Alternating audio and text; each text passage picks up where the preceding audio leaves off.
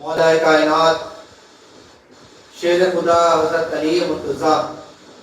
رضی اللہ تعالیٰ عنہ بیان فرماتے ہیں کہ حضور نبی کریم صلی اللہ علیہ وآلہ وسلم نے امام حسن اور امام حسین رضی اللہ تعالیٰ عنہ اجمعین کے ہاتھ کو پکڑا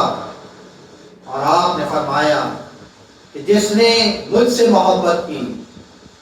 حسن اور حسین سے محبت کی، ان کے والد اور ان کی والدہ سے محبت کی، کل بروز قیامت اس کا ٹھکانہ میرے ساتھ ہوگا،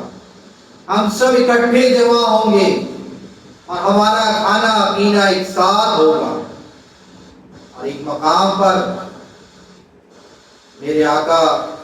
صلی اللہ علیہ وآلہ وسلم نے ارشاد فرمایا کہ میں درخت ہوں اور فاطمہ اس کی ٹہنی ہے، حضرت علی اس کے شگوفے ہیں، حسن اور حسین اس کے پھول ہیں، اور اہل بیت سے محبت کرنے والے اس درخت کے پتے ہیں، اور یہ تمام